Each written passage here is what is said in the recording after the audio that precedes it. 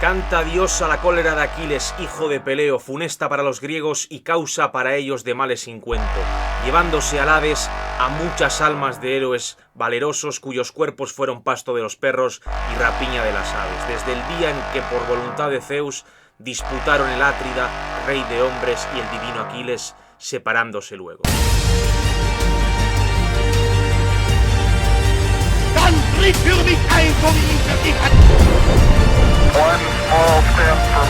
¡Hasta la victoria siempre! The greatest nation on earth.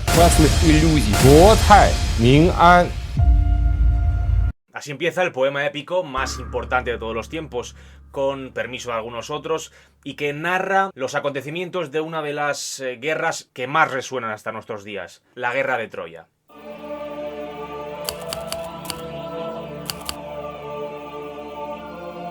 Y la obra es, ya lo habréis intuido algunos, la Ilíada, de Homero.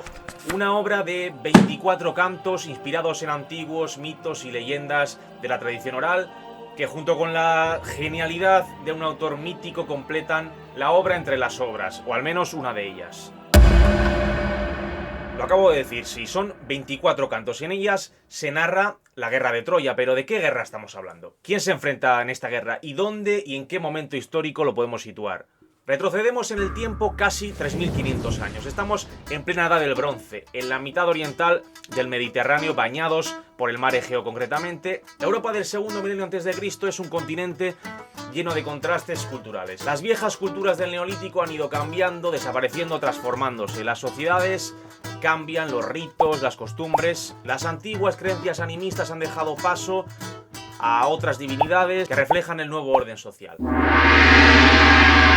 que tiene dos pilares fundamentales: el hombre y la guerra. Esta última ha actuado como gran eje vertebrador de las sociedades, en las que el poder es mayormente masculino y sustentado por la violencia. Haciendo un gran resumen, los seres humanos han sustituido las pequeñas aldeas débilmente jerarquizadas por palacios, grandes templos, ciudades amuralladas. Y en este nuevo mundo, el bronce es el elemento distintivo, el que otorga poder. Y es que es la edad del bronce. Pues bien, durante gran parte de este periodo, la península griega y las islas del Egeo viven un momento de especial esplendor. Se desarrolla aquí la conocida como civilización micénica, que a grandes rasgos constaría de tres elementos distintivos. La primera, la sociedad está jerarquizada y el poder se extiende en una extensa red de ciudades-estado, donde la máxima institución de poder es el palacio micénico. El segundo rasgo, denominador común de este periodo, de esta cultura, es la escritura. Los micénicos utilizan un sofisticado sistema de escritura llamado lineal B, que permiten grabar el contenido de la administración palacial, sobre todo para llevar la contabilidad del palacio.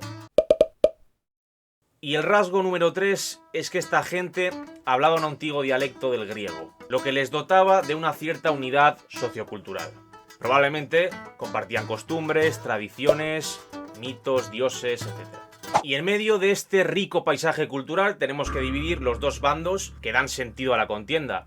Por un lado, el ejército aqueo, el griego, el occidental, vamos a llamarlo, que reunía a los diferentes ejércitos de las diferentes ciudades-estado, tanto del Peloponeso como de la Grecia continental. Esparta, Pilos, Argos o Tebas eran algunos de sus representantes y eran comandadas por el gran Agamenón, que era rey de Micenas, la ciudad más importante entre todas ellas. Por otro lado tenemos el ejército troyano y todas sus ciudades-estado aliadas, que estaban repartidas por Asia Menor, tanto por la costa como por el interior. Pues bueno, esta guerra durará unos 10 años, y en la Ilíada se narra el último, o parte del último, en el que la ciudad troyana termina por ser saqueada por los griegos, aunque hasta aquí no llegó Homero. Conocemos entonces el contexto histórico, donde sucede la guerra, sucede la batalla. Conocemos a los contendientes. Vamos entonces a conocer el origen del conflicto, el origen de la contienda. ¿Por qué? ¿Por qué se enzarzan en una pelea griegos y troyanos? La guerra de Troya nos muestra la fuerza, el poder de las pasiones humanas, en concreto el deseo, el amor, la pasión que siente Paris, príncipe troyano, por Helena. Helena de Esparta, reina de Esparta y señora de Menelao de Esparta, que a su vez era hermano de Agamenón, rey de Micenas. Yo ya sé que parece una telenovela, pero tiene sentido, vamos a centrarnos.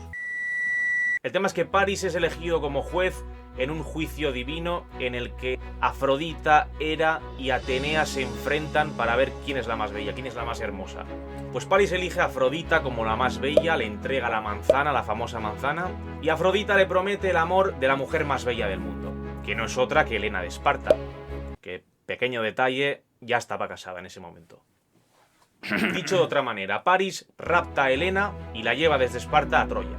Y así, los aliados griegos declaran la guerra a Troya. Se armó.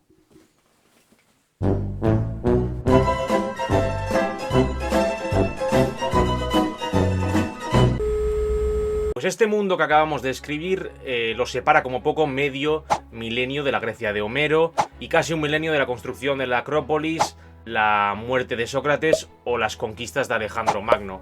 Y es este el mundo del que hablará 500 años después Homero, el escenario donde se desarrolla la guerra de Troya.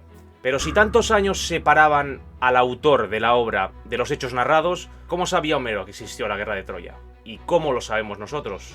La realidad es que los griegos clásicos creían ciegamente que la batalla era real, que la guerra había sido real, y pensaban que la contienda tuvo lugar aproximadamente medio siglo antes de que Homero realizase su obra, alrededor del siglo XII a.C.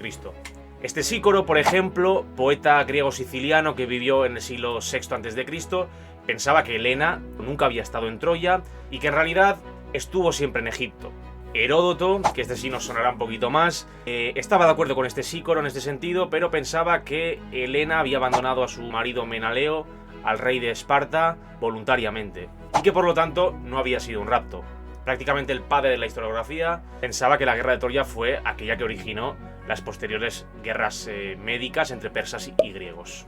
Independientemente de si los griegos consideraran o no la guerra de Troya como una serie de acontecimientos verídicos, lo cierto es que ya en época arcaica los autores líricos arcaicos utilizaban personajes y argumentos del llamado ciclo troyano como temas, como argumentos frecuentes, muy frecuentes en sus composiciones. El propio Sícoro, Safo, Alceo, Íbico o incluso Píndaro utilizan estos argumentos de forma recurrente.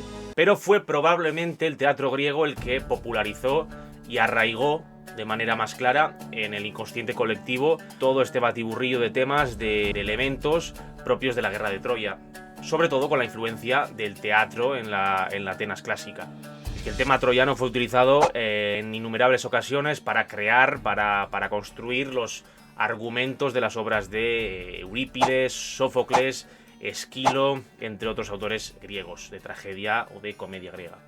Sería complicado, por lo tanto, pensar que si paseásemos al lado de un tal Pascuálteles en la Atenas clásica y le preguntásemos por los personajes de la guerra de Troya, no conociese, o ni siquiera de oídas, el nombre de alguno de los personajes. Sería complicado. Era muy popular, era un tema que la gente conocía, muy recurrente en las obras, muy recurrente en la cultura popular. Esto queda claro. Conocemos su narración, conocemos su contexto, también su vínculo con la Grecia clásica, pero ¿qué nos dice la arqueología?